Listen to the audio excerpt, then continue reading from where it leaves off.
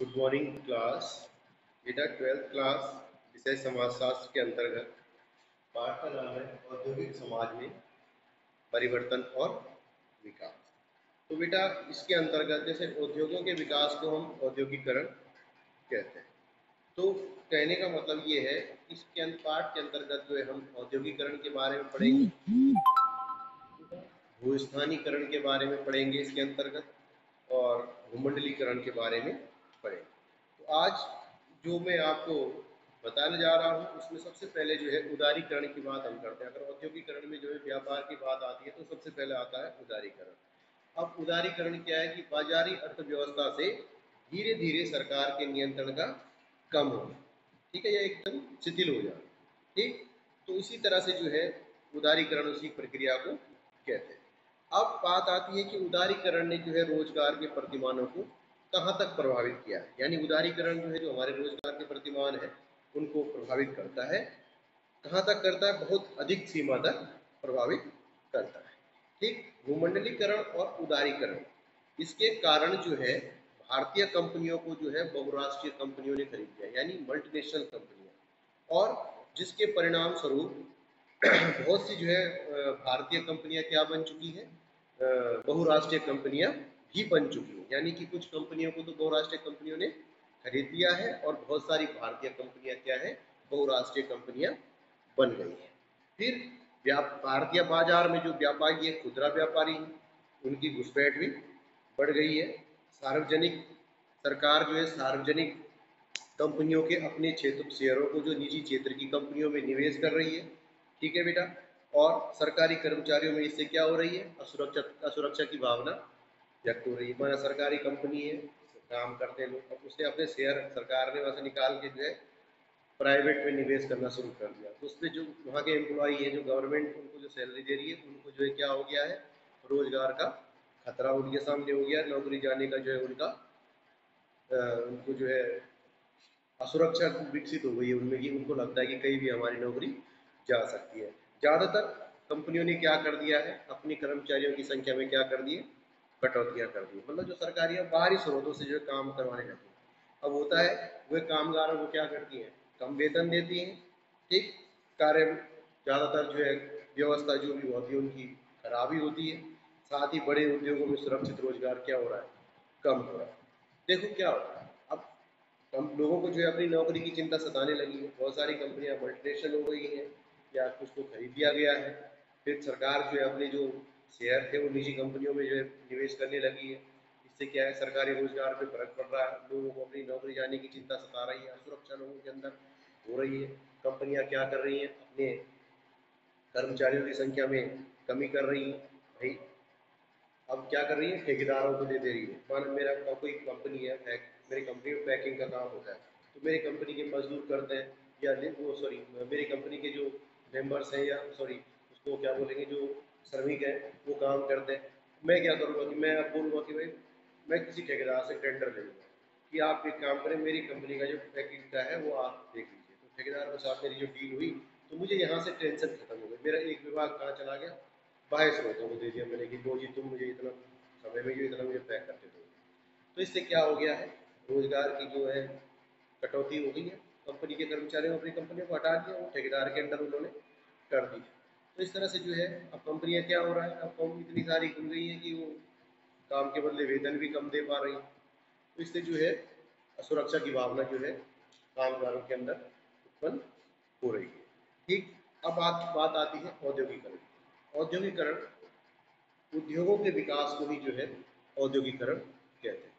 यानी कि मशीनों का प्रयोग करके, जब मानवीय शक्ति के स्थान पर जब मशीनों का प्रयोग करके जो है उत्पादन किया जाने लगता है, तो उसको जो है औद्योगिकरण, यानी कि बड़े उद्योगों के विकास को औद्योगिकरण कहते हैं। साधारण सी भाषा में जो है औद्योगिकरण क्या है, उद्योगों के विकास को ही हम औद्योगिकरण कहते हैं। ठीक, तो औद्योगिकरण की जो दशाएं हैं, औद्योगिकरण में जो है कौन कौन सी चीजें हैं।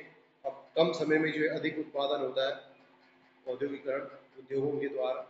यानी इससे क्या होता है, रोजगार की संभावना बढ़ती है, उत्पादन बढ़ता है, इससे राष्ट्रीय आय में भी वृद्धि होती है। तो उसके लिए कौन कौन सी दशाएं हैं जो इसको मदद पहुंचाती है औद्योगिकरण में। ठीक है बेटा, जनता का वैज्ञानिक दृष्टिकोण। अब जनता जब वैज्ञानिक दृष्टिकोण का मतलब ये होता है कि जनता का विज्ञान के आविष्कारों के प्रति जब रुचि होगी तो तब जाके औद्योगिकरण सफल होगा। क्यों? क्योंकि जो वैज्ञानिकों द्वारा जो सामान बनाया जाएगा जनता उसे जो है स्वीकृत करेगी, स्वीकार करेगी, वही है। तो जनता में विज्ञान के प्रति रुचि उत्पन्न हो जाने से भी जो है आविष्कारों को जन्म होगा, और उन आविष्कारों का जन्म होने से औद्योगिक प्रक्रिया तेज होगी। ठीक है ना भाई, कोई चीज़ अगर विज्ञान ने बनाई है उसकी डिमांड होगी तो उद्योग में बननी शुरू हो जाएगी, मशीनें बड़ी बड़ी बनेंगी तो अच्छी बात हो जाएगी। ठीक, फिर प्राकृतिक संसाधन भी होने चाहिए, चाहे औद्योगिकरण में जो है लोहा, कोयला, जो भी जिससे भी संबंधित है उसका जो है रॉ मटेरियल यानी कि कच्चा माल जो है पर्याप्त रूप से होना चाहिए। कहने का मतलब है कि जिन स्थानों पे जो है प्राकृतिक संसाधन यानी खनिज पदार्थों की जो है अधिकता होती है तो ज़्यादातर उद्योग उन्हीं स्थानों पर स्थापित हो जाते हैं, यानी बड़े बड़े कारखाने जो है उन पे खोल दिए जाते हैं। तो प्राकृतिक संसाधन भी औद्योगिकरण के विकास के लिए बहुत आवश्यक है। फिर है नागरिकों की जागरूकता भी होती है, क्योंकि प्राकृतिक संसाधनों के उपलब्ध हो जाने से औद्योगिकरण की प्रक्रिया आरंभ नहीं होगी। ये तब इसको बढ़ावा मिलेगा जब नागरिकों में ज्ञान विज्ञान को ग्रहण करने और विज्ञान का प्रयोग करने की क्षमता हो। ठीक है, तो कहने का मतलब है कि यदि लोग विज्ञान के आविष्कारों का स्वागत करेंगे तो क्या होगा? औद्योगिकरण का विकास होगा। ठीक है बेटा, फिर राष्ट्रीय आय का सदुपयोग भी होगा, क्योंकि राष्ट्रीय आय का सदुपयोग करने की नीति का पालन करने से भी औद्योगिकरण को बढ़ावा मिलता है। ठीक है बेटा, यदि राष्ट्रीय आय का जो है सारा हिस्सा जो है लड़ाई युद्ध हथियार बनाने में खर्च किया जाएगा तो कहाँ विकास हो पाएगा। तो कहने का मतलब ये है कि इससे क्या होगा, अगर हम ज़्यादा सारा पैसा क्या कर रहे हैं, जैसे पाकिस्तान जैसे देशों में आधा पैसा सेना पे ही खर्च कर रहे हैं, तभी तो वहाँ का आर्थिक विकास नहीं हो पा रहा है। जबकि क्या है, उसको जो है उद्योगों में भी जो है उद्योगों के विकास में भी खर्च किया जाए। तो कहने का मतलब है कि औद्योगिकरण की प्रक्रिया को बढ़ावा देने के लिए राष्ट्रीय आय में वृद्धि करके इसका सदुपयोग करना चाहिए। ये नहीं कि हम लगातार हथियार खरीदे जा रहे हैं, हथियार घातक श्रेणी के बनाए जा रहे हैं और अपने देश का विकास नहीं कर रहे हैं, देश में भुखमरी मच रही है। तो कहने का मतलब पाकिस्तान जैसे देशों की हालत इसीलिए खराब है क्योंकि उनका इतना ज़्यादा भले ही भारत से कम होता है लेकिन वो ज़्यादातर पैसा अपना जो है इन्हीं कामों में खर्च करते हैं। ठीक, फिर है सरकार का दृष्टिकोण भी व्यापक होना चाहिए, सरकार का भी जो है विकास के प्रति दृष्टिकोण अच्छा होना चाहिए। ये भी जो है औद्योगिकरण के लिए बहुत ही जरूरी दशा होगी, सहायक तत्व होगा। सरकार मतलब जिस देश की सरकार जो है उद्योगों का विकास करने की तरफ ज़्यादा ध्यान देगी तो समझना चाहो कि उस देश में जो है उद्योगों का विकास अधिक होगा।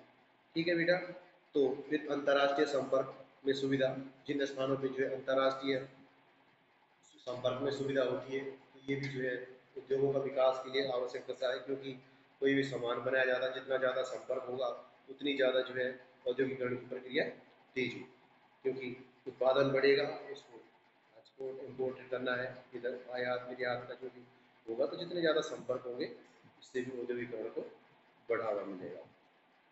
फिर कई चीज़ होती है बेटा, अब संपर्क हो गए तो कई देशों की सहायता भी मिलती है आपस में। हम क्या करते हैं कि मान हमें कुछ उद्योग लगाना तो मैं संपर्क में रहकर कई देशों से हो गए तो मैं उन देशों की मदद भी कर ले पाऊंगा या वो मुझे मेरी मदद चाहेंगे तो उनकी भी कर पाऊंगा। ठीक है, फिर है जनसंख्या का घनत्व, उचित घनत्व। जिन स्थानों पर जनसंख्या और आर्थिक साधनों में असंतुलन बना रहता है वहाँ पे क्या होता है, उद्योगीकरण की प्रक्रिया सही प्रकार से चलती है। ठीक है बेटा, तो कहने का मतलब है जिन स्थानों पर कम परंतु साधनों की प्रचुरता हो, जनसंख्या कम होगी और साधन अधिक होंगे, उन स्थानों पर औद्योगिकरण का क्या होगा, तेजी से विकास होगा।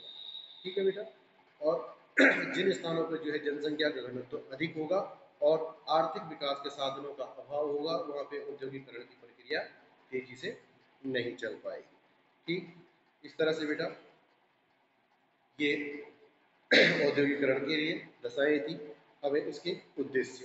औद्योगिकरण का पहला उद्देश्य है व्यापार में वृद्धि करना। ठीक, व्यापार वृद्धि होगी, जब ज़्यादा उत्पादन होगा तो व्यापार अपने आप ही बढ़ेगा। दूसरा, राष्ट्रीय आय में वृद्धि। अब होता क्या है कि औद्योगिकरण जो है एकमात्र उद्देश्य, औद्योगिकरण का एकमात्र उद्देश्य क्या है, राष्ट्रीय आय में वृद्धि और जन कल्याण। तो इसी तरह से जो है जब देश में लोगों को रोजगार मिलेगा, उनकी प्रति व्यक्ति आय भी बढ़ेगी। ठीक बेटा, फिर इससे बेरोजगारी पे भी रोक लगेगी। ठीक, जितना भी जो है, कहने का मतलब है कि जितना औद्योगिकरण होगा लोगों को उसमें रोजगार के अवसर प्राप्त होंगे। फिर रहन सहन में समानता आएगी। फिर रहन सहन के स्तर में समानता होना समाज में असंतोष उत्पन्न नहीं करता है। अगर रहन सहन असमान होगा तो समाज में क्या होगा, असंतोष होगा। रहन सहन जो है अगर समान है तो समाज में जो है संतोष, यानी समाज अच्छा बना रहेगा। तो इसी असंतोष के कारण समाज में क्रांति होती है। तो समाज को क्रांति की चपेट में बचाने के लिए जो है रहन सहन को ऊंचा उठाने का प्रयास किया जा सकता है, ताकि लोगों की दैनिक आवश्यकताओं की पूर्ति हो सके। ठीक बेटा, फिर इससे अज्ञानता का अंत होता है, क्योंकि वैज्ञानिक आविष्कार है, इसके द्वारा अंधविश्वासों को भी दूर किया जा सकता है। ठीक है बेटा, फिर इसमें राष्ट्रीय स्थिति की उन्नति होती है। जिस देश में जो है उद्योगों की संख्या जितनी ज़्यादा होगी, वहाँ पे जो है प्रति व्यक्ति आय भी अच्छी होगी, उस देश का विकास भी सही ढंग से हो पाएगा, वहाँ पे संतुलन भी बना रहेगा। फिर उद्योग जो है उत्पादन के माध्यम से देश को, किसी भी राष्ट्र को जो है आत्मनिर्भर बनाने में भी सहायक होते हैं। ठीक बेटा, अब आती है बात खदान मजदूरों की समस्या में। कुछ मजदूर होते हैं जो खदानों के अंदर काम करते हैं। वो क्या करते हैं बेटा, वो जो जब जमीन के अंदर कारखानों में काम करते हैं तो उसमें जो है ऊपर से आग लगना, बाढ़ आना, या ऊपर से सतह का खिसक जाना, मतलब धंस जाना, बहुत ही ज़्यादा खतरनाक स्थितियों का सामना करते हैं। फिर कई बार जो है जमीन के अंदर से जहरीली गैस भी निकलती है, ऑक्सीजन कम हो जाती है। तो इससे जो है इन लोगों को जो है टीबी जैसे सांस से संबंधित बीमारियां, टीबी, ये रोग इनको हो जाते हैं। यानी कि ज़्यादातर वो लोग जो अंडरग्राउंड रहते हैं नीचे, कभी नीचे बाढ़ आ गई तो कई मजदूर तब मर जाते हैं, बह जाते हैं उसी के अंदर, दफन हो जाते हैं। कभी चट्टान खिसक जाती है, मिट्टी दसक जाती है, कभी ऑक्सीजन खत्म हो जाती है, कहीं से पता लगा सुरंग के अंदर गए और वहाँ तक बंद हो गई सुरंग में, ऑक्सीजन की कमी, मृत्यु हो जाती है, बाढ़ आ जाती है, कभी कभी जैसे अंदर खुदाई के दौरान पानी निकल आता है। तो कई सारी समस्याएं वो उनके अंदर, खदानों के अंदर उनके लिए होती है। ठीक है बेटा, तो कई सारी जो है जो खुले खानों में काम करते हैं जो लोग, वो लोग जो है क्या होता है, वो खान के कभी जैसे खुदाई के ऊपर से जो है खान फट गई, पत्थर गिर गया, उसकी चपेट में आने का खतरा उनका बना हुआ रहता है। ठीक है बेटा, तो इस तरह से जो है ये हो गया है आपका आज के लिए इतना।